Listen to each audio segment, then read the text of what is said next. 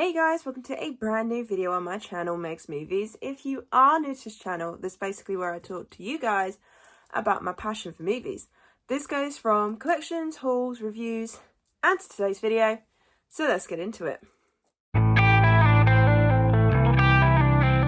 If I'm breathing a bit heavily, I'm fairly certain I'm coming down with a cold, so yay!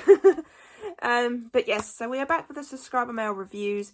Now, as you can see, if you are someone that's been on the channel for a while, normally I'd vlog my intro and then do the review.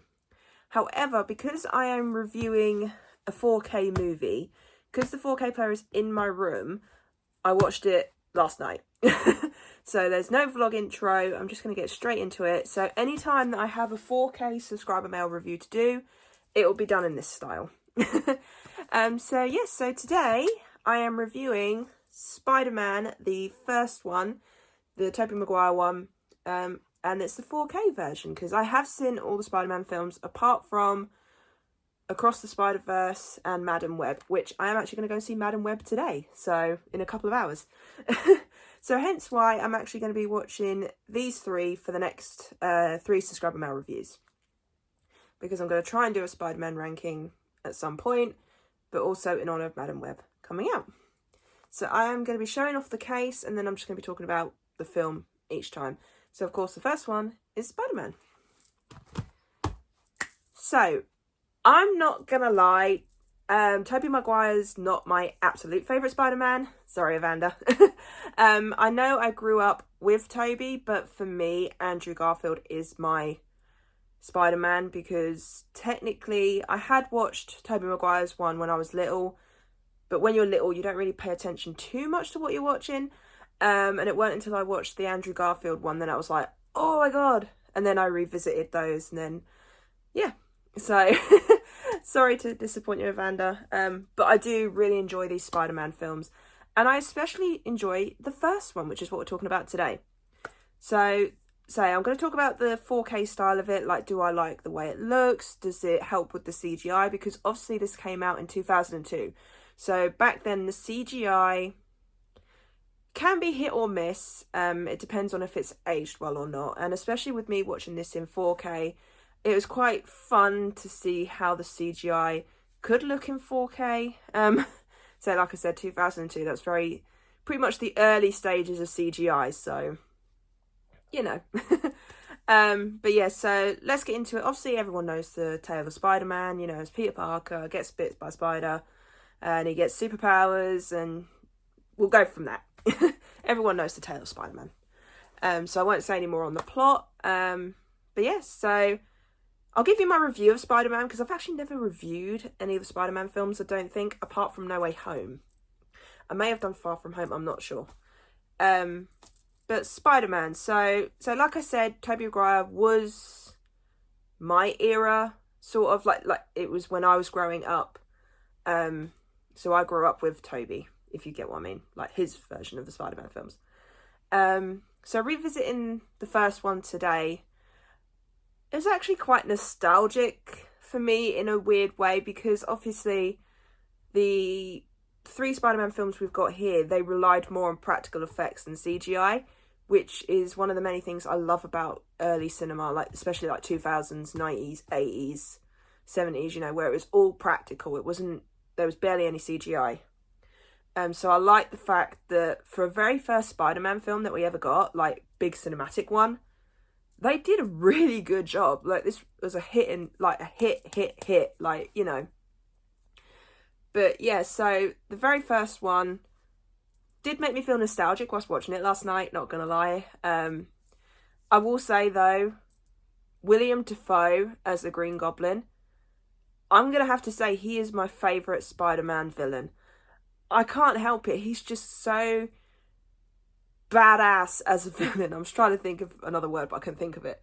But he is a really good villain, like the tone of his voice, the way he acts, just sort of like the way he flips between personalities, and you see that.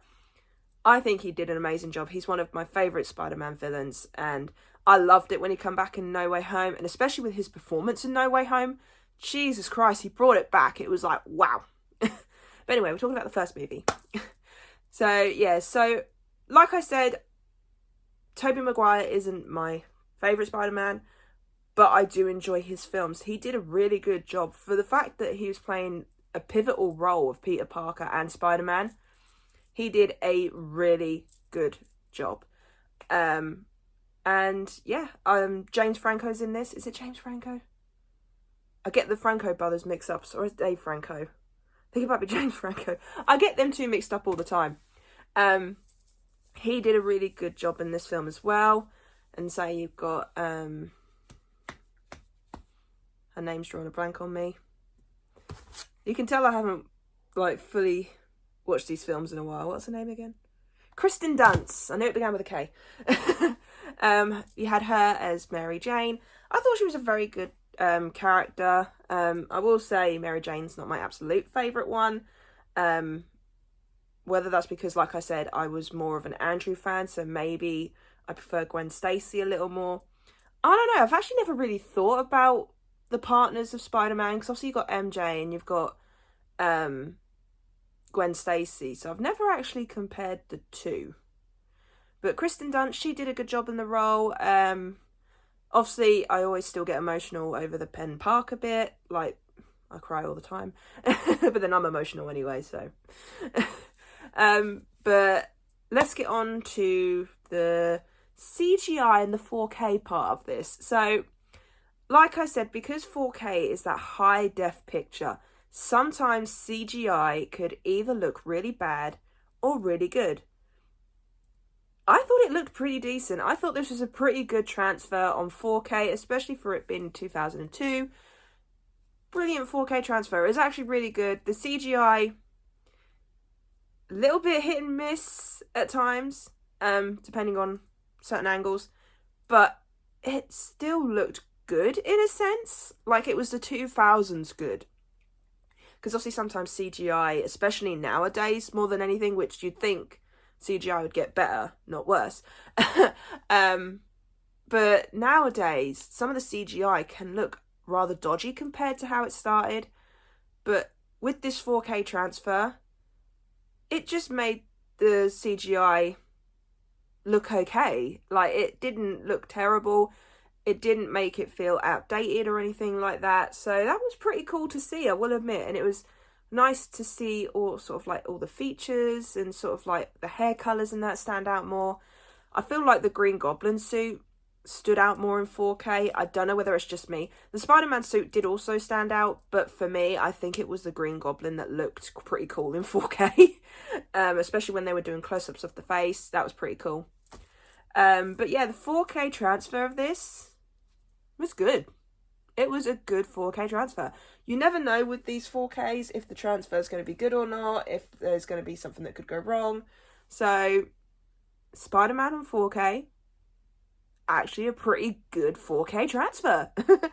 But yes, so I do enjoy this film, do not get me wrong, but it is just the fact of I'm more Andrew and Tom. Sorry, Evander again. But he did a really good.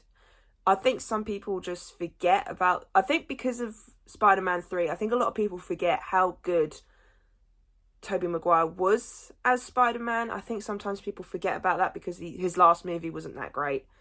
Along with Andrew Garfield, sometimes people look at Amazing Spider-Man 2 and go, oh, you know. I mean, Tom Holland, I think he's the only one that's actually had 3 movies that have been good. Is it just me? But no, the original Spider-Man, for what it started, I think it was an absolutely good start. It hit the ground running. I think it helped push superhero movies more out as well, because you did have the practical fighting. It weren't all CGI. I mean, obviously some of the flips in that Spider-Man does is a little bit CGI'd, and you can see it a little bit more now in 4K. So that part, not so much.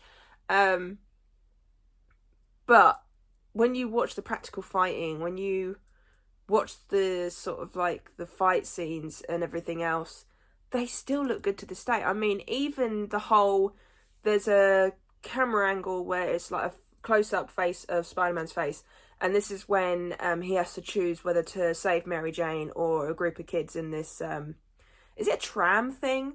I can't remember what they're called in America. Is it tram? The cable car. Cable car! That's it. Is it cable car? Oh, I could be wrong here. But either way, that camera shot of him, and you just see MJ in the left eye, you see your kids in the right, and you see them just falling down.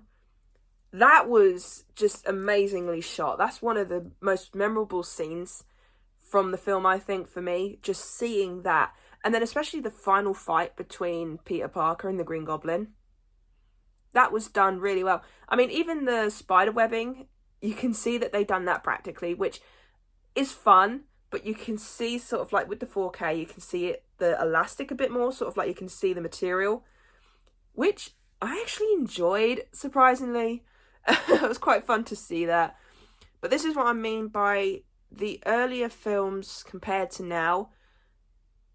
Practical effects are what made cinema, I think, and I think that's why I enjoyed the first one quite a bit, is because they did rely on practical effects quite a lot and not so much on CGI. So for me, the first Spider-Man film will always be a classic. I know why everyone loves it, but I'm just one of those ones that's at the like. I'm not at the love, I'm at the like. But no, I definitely would recommend this one for people to watch, especially if you want to see how earlier superhero films start. I mean, because obviously some of the superhero films we get now, more or less, especially over the past probably like 5-10 years, they've not been as good as some of the older films, especially in my eyes. There's been a lot of good MCU films, but for me, I still enjoy films like Fantastic Four and things like that. So I do prefer the older stuff.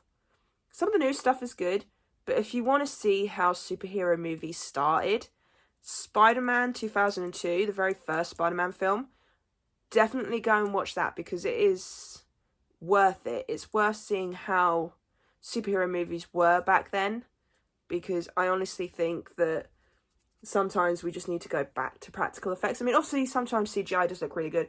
I mean, hell me, Avengers Endgame, phew, CGI in that looked brilliant.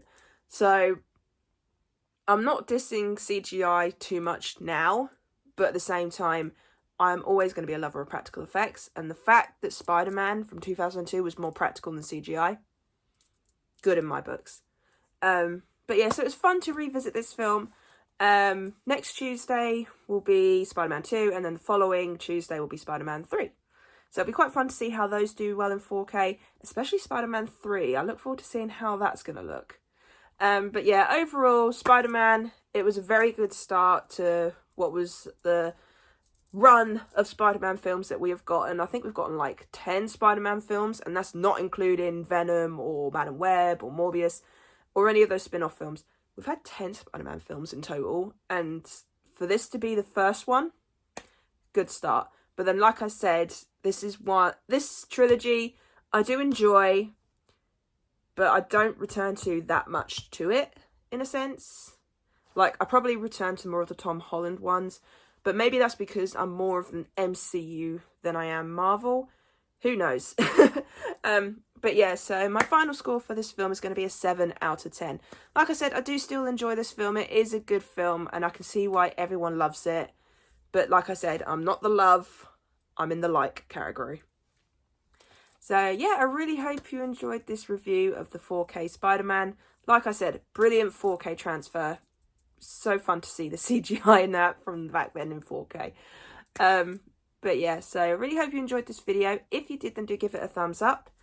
And if you are new to the channel, then go ahead, hit that subscribe button and also notification bell down below to be notified when I post. And leave me your comments and thoughts on the 4K transfer of this. Did you like it? Did you not like it?